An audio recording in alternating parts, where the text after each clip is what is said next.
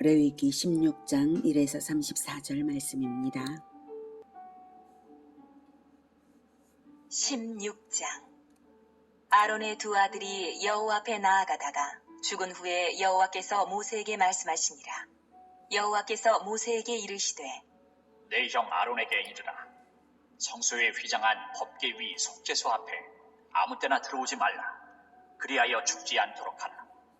이는 내가 구름 가운데서 속죄소 위에 나타남이니라. 사랑하는 형제 여러분, 8월 9일 화요일 새벽 묵상에 오신 것을 환영합니다. 15장까지는 백성들의 생활 규례를 주신 하나님은 이제 16장에서는 속죄소 앞에 나아가 하나님을 만나는 날, 즉 속죄일을 제정하십니다. 왜 속죄일 제정이 필요할까요?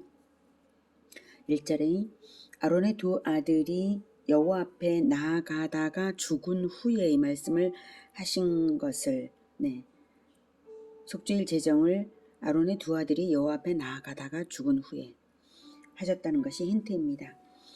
아론의 두 아들 나답과 아비후가 언제 어떻게 죽었죠? 제사 제도 5가지 다 알려주신 후에 제사장 위임식과 취임식 제사를 마칠 즈음의 일이었습니다. 그렇게 제사가 잘 드려진 취임식 기념 제사는 7일간의 위임식 제사에 이어서 드려졌으므로 8일째 날이었죠. 본격적으로 사역을 시작하는 8일째 날. 나답과 아비후는 거기까지는 잘했습니다. 그런데 바로 그 취임식 날 저녁에 모든 제사가 제대로 드려진 직후에 나답과 아비후가 성소에 분향을 했는데 자기들 마음대로 여호와께서 명령하시지 아니하신 다른 불을 담아 분향을 했다는 사실입니다. 취임식을 해서 1년 후도 아니고 10년 후도 아니고 바로 당일 저녁에 그 일이 벌어졌습니다. 인간이 얼마나 근본이 죄인인지 알게 하는 사건입니다. 인간이 이것을 알면 가난한 심령을 가지는 것이 당연합니다. 우리는 주일 예배 드리고 난 직후에 교회 밖으로 나가면서 주차 때문에 짜증낼 수 있는 죄인들입니다. 주일에 은혜를 받았어도 한 주간 지나고 나면 어김없이 죄인이 되어 있는 자신을 발견하곤 하지 않습니까? 우리에게 얼마나 하나님의 영이 부족했으면 그런 일들이 있겠습니까?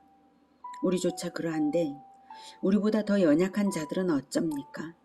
가난한 심령이라도 제사장들인 나답과 아비후조차 그러한데 더 연약한 자들은 어쩝니까? 나답과 아비후처럼 모두가 죽을 운명입니다. 이것을 아시고 하나님은 이스라엘 전체 백성을 구하시기 위해 속죄일을 제정하시는 것입니다. 2절 속죄소 앞에 아무 때나 들어오지 말라. 내가 구름 가운데에서 속죄소 위에 나타남이니라. 속죄소 앞에 들어오는 날을 정해 주시겠다는 것입니다. 그리고 그날에 특별한 속죄를 허락하시겠다는 것입니다. 나답과 아비후처럼 실수로 죄지을 인간들이 너무나 많을 것을 아시니까 특단의 조치를 발표하시는 것입니다. 속죄소는 성막이 이렇게 있으면 바로 여기 구름이 피어오르는 부분 있죠. 성막 이 부분이 속죄소가 있는 부분인데요. 지성소 안에 속죄소가 있죠. 속죄소는 언약궤의 뚜껑 부분을 말합니다. 자, 이것이 성소이고요. 휘장 너머에는 지성소입니다. 자, 이렇게 성소가 있고 이 휘장 너머 지성소가 있습니다. 휘장을 제거하면 지성소에 언약궤가 있는 것이 보이죠. 언약궤의 모습이 이렇고요. 이 두 그룹 천사 두 그룹이 있는 이 뚜껑이 바로 속죄소입니다. 속죄소는 이렇게 두 그룹이라고 하는 두 천사가 마주해서 내려다보고 있는 법궤의 뚜껑 부분인데요. 거기에 하나님께서 임재하십니다. 임재하시면 이렇게 백성들이 가운데 있는 성막의 지성소 위에서 구름이 피어오르죠. 구름은 가려지고 구름에 가려지고 거기에 임재하시는 것입니다. 그런데 저기를 모세는 매일매일 들락날락했는데요. 이 지성소를 모세는 여기까지를 매일매일 들락날락했는데요. 아론부터는 1년에 단 한 번 대제사장만 들어오라고 하십니다. 속죄일에만요. 모세는 역사 속의 유일무이한 중보자로서 예수님의 유일무이하심을 예표하는 사람입니다. 그래서 하나님을 대면하여서 제한 없이 교제한 사람은 모세입니다. 그런데 아론부터 모든 사람들은 가난한 심령으로 하나님 만나뵙기를 간구하고 기다려야 함을 알게 하시는 것입니다. 그렇게 기다려서 맞는 속죄일은 아주 특별합니다. 왜냐하면 이스라엘 전체의 죄를 1년에 단 한 번, 단번에 속죄하는 특별한 날이기 때문입니다. 그래서 준비를 위해 먼저 아론 자신을 위하여 속죄제를 드리게 하십니다. 그리고 나서 이스라엘 백성을 위한 속죄 의식입니다. 3절부터. 아론이 성소에 들어오려면 숫송아지를 속죄제물로 삼고 순양을 번제물로 삼고 거룩한 세마포 속옷을 입으며 세마포 속바지를 몸에 입고 세마포 띠를 띠며 세마포 관을 쓸지니 이것들은 거룩한 옷이라. 물로 그의 몸을 씻고 입을 것이며 이스라엘 자손의 회중에게서 속죄제물로 삼기 위하여 순염소 2마리와 번제물로 삼기 위하여 순양 1마리를 가져갈지니라. 네. 준비 과정은 2가지 속죄를 다 준비한 후에 차례로 먼저 아론을 위하는 제사를 먼저 드린 후에 백성을 위한 제사를 그 다음에 드리는 것입니다. 6절. 아론은 자기를 위한 속죄제에 숫송아지를 드리되 자기와 집안을 위하여 속죄하고 또 그 2 염소를 가지고 회막문 여호와 앞에 두고 2 염소를 위하여 제비 뽑되 한 제비는 여호와를 위하고 한 제비는 아사셀을 위하여 할지며 아론은 여호와를 위하여 제비 뽑은 염소를 속죄제로 드리고 아사셀을 위하여 제비 뽑은 염소는 산채로 여호와 앞에 두었다가 그것으로 속죄하고 아사셀을 위하여 광야로 보낼지니라. 네, 8절에 여호와를 위하고 또 한 제비는 아사셀을 위하여 하라고 하고 먼저 염소는 속죄제로 드리고 그 다음 염소는 광야로 보낼지니라 이렇게 말씀하시죠. 이 2 염소 중에 아사셀이 무엇인지를 잘 모를 수가 있는데요. 아사셀의 의미는 완전한 보냄이라는 낱말입니다. 아사셀이라는 것이 무슨 이름이 아니라 어떤 사물의 이름이나 어떤 존재의 이름이 아니라 완전한 보냄이라는 개념입니다. 다른 데서는 사용하지 않는 낱말이라서 고유명사로 개념을 고유명사화해서 아사셀이라고 한 것입니다. 염소 1마리는 제사용이고 다른 1마리는 아사셀용이다. 즉 완전한 보냄을 위한 용도다. 이것입니다. 하나는 제사용, 하나는 제거용입니다. 다른 제사들에서도 2마리 비둘기를 드리라는 경우가 있었죠. 그것은 가난한 사람들이 양을 드리지 못할 경우에 허락하시면서 비둘기는 몸집이 작으니까 제단의 불사를 용도와 피를 흘릴 용도를 다 행하려면 2마리가 필요해서 그랬죠. 나병 환자의 경우에 제사는 아니지만 토기 안에 흐르는 물 위에서 1마리는 잡아 피를 흘리게 하고 다른 1마리는 큰 핏물에 적셔서 날려보내는 역할을 하게 하시죠. 하나는 죽어야 하고 하나는 날려보내야 합니다. 그러니까 2가지 용도를 위해서는 2마리가 필요했던 것처럼 여기서도 속죄일에 2마리 염소가 필요합니다. 하나는 죽어야 하고 하나는 떠나 보냄을 받아야 하는 것이죠. 이렇게 2마리가 쓰일 때는 2마리를 합쳐서 의식을 완성시키는 것입니다. 서로 보완적인 것이죠. 속죄일의 경우도 2마리 염소는 모두 속죄를 위한 것이긴 한데요. 하나는 제사용, 다른 하나는 제거 용도입니다. 그렇다면 왜 광야로 보내는 의식을 하는가? 이것은 잠시 후에 말하겠습니다. 자, 이제 아론은 6절에서 명하신 대로 합니다.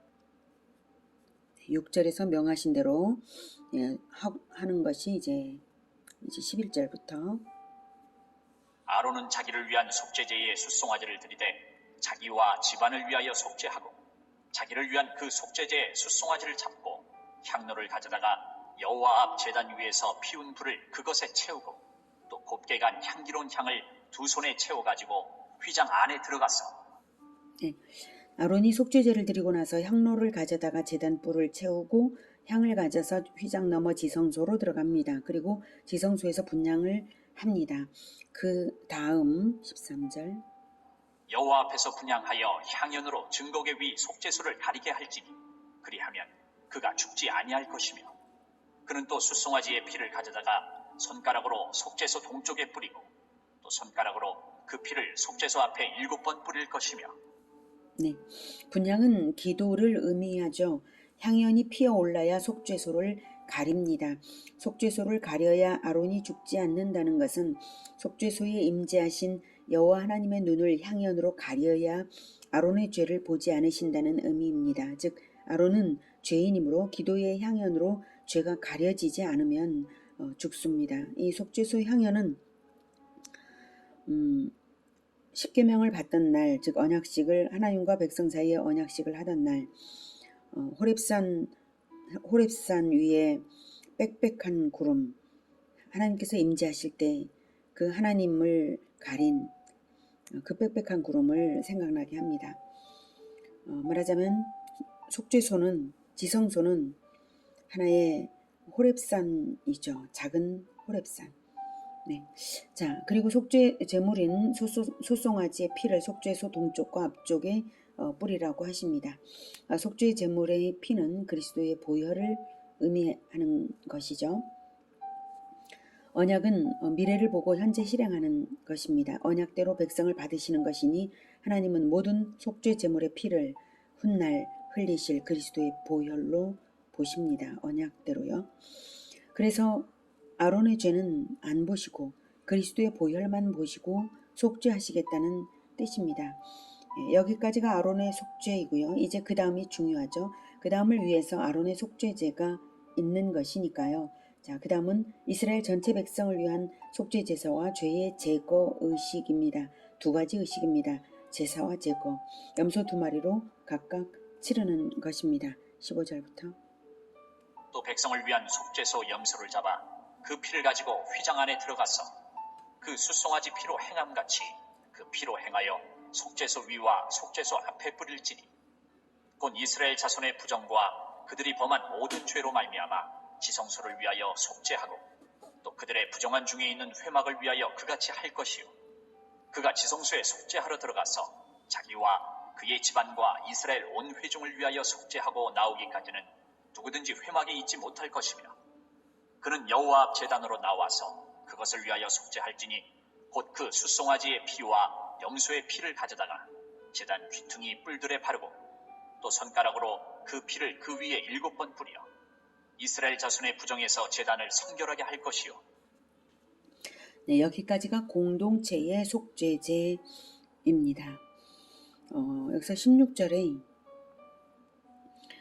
곧 이스라엘의 부정과 그들이 범한 모든 죄로 말미암아 지성소를 위하여 속죄하고 또 그들의 부정한 중에 있는 회막을 위하여 그같이 할 것이요. 이 부분이 인상 깊죠. 여기서 모든 죄와 성막을 위한 속죄라는 사실입니다. 이스라엘 사람들이 죄를 지으면 하나님의 성막을 더럽히는 것입니다. 그래서 부정한 중에 있는 회막을 위하여 속죄하라는 것입니다.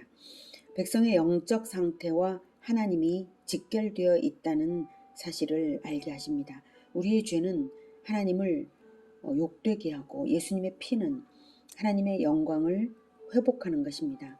땅에 만든 성막은 백성과 하나님의 영욕이 직결되어 있다는 진실을 알게 합니다. 백성과 하나님의 영욕이 직결되어 있습니다. 그런데 속죄일에는 이스라엘 온 회중의 죄를 사하시겠다는 것입니다. 이게 너무나 중요합니다. 처음에 나답과 아비후가 죄를 지어 죽은 것이 속죄 제사 후 불과 몇 시간도 안 되어서 일어난 것을 볼 때에 인간이 얼마나 죄짓기 쉬운 존재인지를 하나님이 아시니까 이 속죄를 허락하시는 것이죠. 제사장들마저 그러는데 보통 사람들이야 말해 뭐 하겠습니까? 자기 죄를 깨달은 사람들은 속죄양 데리고 와서 속죄제를 드리겠지만 그것을 제대로 못할 사람들이 있습니다. 속죄제를 드려야 할 죄인지 깨닫지 못할 사람들도 있고요. 아주 작은 죄라고 여기면서 그래서 괜찮을 거야 라고 생각하면서 죄들이 자꾸자꾸 쌓여서 수없는 양떼로 감당 못할 사람들도 있죠. 제사제도 주신 것 자체가 은혜인 것이 분명하지만 그것도 감당 못할 사람들은 두려울 수밖에 없죠. 그래서 1년에 한 번 속죄일에 단번에 모든 이스라엘 백성 전체의 모든 죄를 단번에 속죄하는 의식을 허락하시는 것입니다. 제사법은 전에 강해를 했으므로 자세한 것은 넘어가고요. 다음은 죄의 제거 의식입니다. 다른 한 마리 염소로 하는 것입니다. 20절부터 그 지성소와 회막과 제단을 위하여 속죄하기를 마친 후에 살아있는 염소를 드리되 아론은 그의 두 손으로 살아있는 염소의 머리에 안수하여 이스라엘 자손의 모든 불의와 그 범한 모든 죄를 아뢰고 그 죄를 염소의 머리에 두어 미리 정한 사람에게 맡겨 광야로 보낼지니 염소가 그들의 모든 불의를 지고 접근하기 어려운 땅에 이르거든 그는 그 염소를 광야에 놓을지니라. 네, 21절에 아론은 그의 두 손으로 살아있는 염소의 머리에 안수하여 이스라엘 자손의 모든 불의와 그 범한 모든 죄를 아뢰고 그 죄를 염소의 머리에 두라고 했습니다. 이 두 번째 염소를 아사셀 염소라고 하는데요. 완전히 보내는 염소라는 뜻입니다. 죄의 제거용 염소라는 뜻이죠. 이스라엘 백성들의 죄를 염소에게 짊어지우기 위해 아론이 대표로 염소에게 안수합니다. 안수는 전가, 이전을 의미합니다. 안수하면서 모든 죄를 고백합니다. 포괄적으로 말했겠지만요. 이스라엘 백성의 죄라고 하는 모든 죄를 다 쓸어 모아서 염소에게 지우는 것입니다. 그리고 나서 광야로 보내는데요. 다시 돌아오지 못하도록 접근하기 어려운 땅까지 가서 보냅니다. 전승에 따르면 깎아지른 절벽 아래로 밀어 떨어뜨려서 못 올라오게 했었다고 합니다. 어느 장면이 떠오르십니까? 예수님께서 모든 사람의 죄를 십자가로 짊어지시고 예루살렘 영문 밖까지 몇 번이고 쓰러지시면서 짊어지고 가신 후 골고다 언덕에서 십자가에서 죽으신 것이 생각나지 않습니까? 바로 그것입니다. 아사셀 염소의 역할을 예수님은 십자가를 지고 영문 밖 골고다에서 받으신 것입니다. 그러면 왜 두 가지로 하느냐? 속죄 제사도 하고 아사셀 염소 의식도 하는가 하면 왜 하는가? 왜 두 가지로? 죄의 제거를 이스라엘 백성들 눈앞에서 체험적으로 확신시키기 위한 것입니다. 연약한 이스라엘 백성들을 배려하시는 하나님의 따뜻하고 섬세한 계획이시죠. 성소에서 일어나는 일은 대부분의 백성들의 눈앞에서 진행되는 것이 아닙니다. 지성소에서 일어나는 핏부림 의식은 아무도 볼 수 없죠. 그래서 백성들의 눈으로 자기들의 죄를 짊어지고 가는 아사셀 염소를 보고 내 죄를 짊어지고 가는구나. 못 돌아올 죽음의 땅으로 가는구나 하고 눈으로 보고 깨닫고 자기 죄에서 해방되라고 저렇게 짊어지워서 너희들의 죄를 저렇게 짊어지워서 보냈으니 이제 다시는 죄를 다시 가져오지 말라고 체험학습 시키시는 것입니다. 23절부터 아론은 회막에 들어가서 지성소에 들어갈 때에 입었던 세마포 옷을 벗어 거기 두고 거룩한 곳에서 물로 그의 몸을 씻고 자기 옷을 입고 나와서 자기의 번제와 백성의 번제를 드려 자기와 백성을 위하여 속죄하고 속죄 제물의 기름을 제단에서 불사를 것이요 염소를 아사셀에게 보낸 자는 그의 옷을 빨고 물로 그의 몸을 씻은 후에 진영에 들어갈 것이며 속죄제 수송아지와 속죄제 염소의 피를 성소로 들여다가 속죄하였은지 그 가죽과 고기와 똥을 밖으로 내다가 불사를 것이요 불사른 자는 그의 옷을 빨고 물로 그의 몸을 씻은 후에 진영에 들어갈지니라. 네, 이렇게 속죄제를 드리고 난 다음에 속죄제를 드렸으므로 이제는 번제를 드려서 하나님께 올려드립니다. 번제는 헌신을 의미하죠. 속죄를 했으니 이제는 번제로서 이제 하나님께 헌신할 수 있는 자들이 되었다는 것입니다. 자, 이렇게 마무리까지 부정함이 없이 온전하도록 세심하게 가르치셨고요. 자, 그런데 만약 이스라엘 백성 중에서 저렇게 하는데도 죄를 버릴 마음이 없는 사람이 있다면 어떻게 될까요? 그래서 사람의 마음을 다 아시는 하나님께서는 모든 믿는 자들이 지켜야 할 한 가지 규례를 주십니다. 29절부터. 너희는 영원히 이 규례를 지킬지니라. 일곱째 달, 곧 그 달 10일에 너희는 스스로 괴롭게 하고 아무 일도 하지 말되 본토인이든지 너희 중에 거류하는 거류민이든지 그리하라. 이날에 너희를 위하여 속죄하여 너희를 정결하게 하리니 너희의 모든 죄에서 너희가 여호와 앞에 정결하리라. 이는 너희에게 안식일 중에 안식일인즉 너희는 스스로 괴롭게 할지니 영원히 지킬 규례라. 스스로 괴롭게 하라고 29절에 스스로 괴롭게 하고 스스로 괴롭게 할지니 스스로 괴롭게 31절에 스스로 괴롭게 할지니 영원히 지킬 규례라. 스스로 괴롭게 하는 규례를 명하십니다. 가난한 심령을 가지라는 것이죠. 이스라엘은 그래서 속죄일에 금식을 했습니다. 또 꼭 금식이라야만 한다는 말씀은 없으셨지만 최소한 하루 금식이라도 하면서 가난한 심령을 가지려고 애쓰는 것이죠. 스스로 괴롭게 하기 위하여 금식을 하는 것입니다. 그러니 우리가 얼마나 죄인이라는 것을 생각할 때 우리에게 주어지는 어떤 고난, 괴로움, 그것을 당연히 기쁘게 받아야 마땅한 것입니다. 스스로 괴롭게도 하는데 하나님께서 나의 죄를 생각나게 하시기 위하여서 괴로움을 주실 때 그것을 기쁘게 받으면서 죄를 버리는 것입니다. 자기 죄를 생각하면서 스스로 괴롭게 하는 마음이 없으면 분명히 매일 짓던 죄를 습관적으로 다시 지을 것이 뻔합니다. 그래서 하나님은 두 가지를 보십니다. 하나님 백성 소속이라는 정체성 분명히 가졌는가, 가난한 심령을 가졌는가. 그래서 예수님은 천국 백성의 법, 산상수훈을 선포하시는 첫 일성이 심령이 가난한 자는 복이 있나니 천국이 저희 것이라고 선언하신 것입니다. 가난한 심령으로 그리스도와 연합하는 것이 없다면 구원이 없는 것입니다. 본토인이든지 너희 중에 거류하는 거류민이든지 본토인이든지 너희 중에 거류하는 거류민이든지 혈통과 무관하게 구원받은 공동체 정체성을 가지고 있다면 공동체에 붙어있는 사람이라면 금식하며 가난한 심령을 가질 것입니다. 그 정체성이 있으니까요. 그 공동체의 아기들은 금식 자체가 불가능하니까 자기 부모의 믿음에 소속되어서 가르침 받는 것으로 되는 것이고요.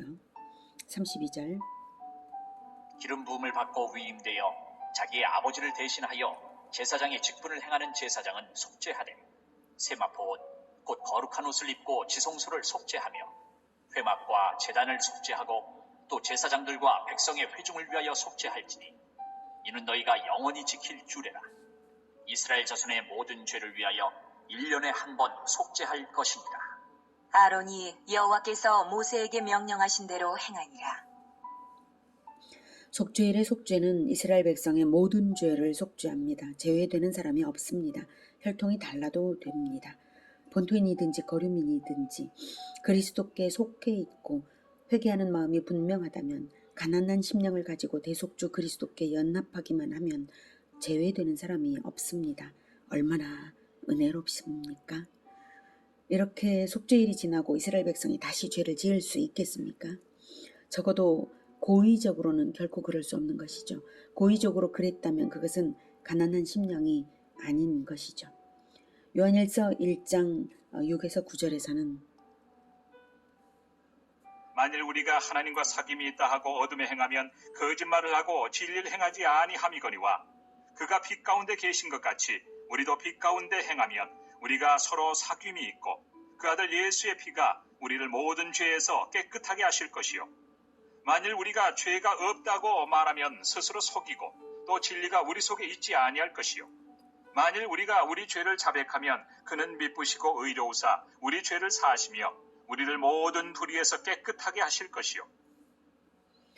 네, 지금은 우리가 속죄일 규례를 행하지 않습니다. 그러나 죄가 발견될 때는 즉시로 보혈을 들고 지성소에 나아가야 하겠습니다. 그리고 아사셀 염소의 머리에 안수를 해서 영영 돌아오지 못하도록 보내야 하겠습니다. 히브리서 9장 12절에서는 염소와 송아지의 피로 하지 아니하고 오직 자기의 피로 영원한 속죄를 이루사 단번에 성소에 들어가셨다고 말씀하고 계십니다. 예수님께서 영원한 속죄를 단번에 이루셨기 때문에 따로 속죄 일은 필요 없습니다. 그래서 우리는 가난한 심령을 유지하면서 죄를 자백하면서 죄를 버리면 됩니다. 아직도 생활 가운데 남아있는 죄들이 있을 것입니다. 우리는 누구나 예수님과 완전히 똑같지가 않기 때문에 깨닫지 못했던 죄들이 있게 마련입니다. 그것을 늘 깨닫고 버리는 생활이 늘 되어야 합니다. 날마다 가난한 심령으로 주님을 만나는 우리 모두가 되기를 기원합니다. 기도하겠습니다. 하나님, 우리가 아직도 버리지 못하여서 죄 가운데 있는 부분들을 용서하여 주시고 우리를 새롭게 하여 주시옵소서.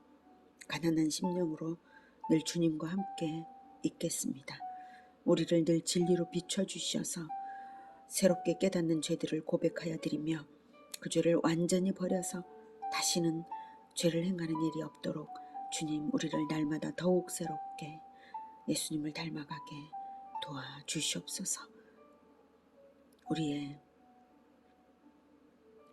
속죄 양이 되어주시고 아사셀 염소가 되어주신 예수 그리스도 이름으로 기도드립니다. 아멘. 이어지는 시간은 개인 기도 시간입니다.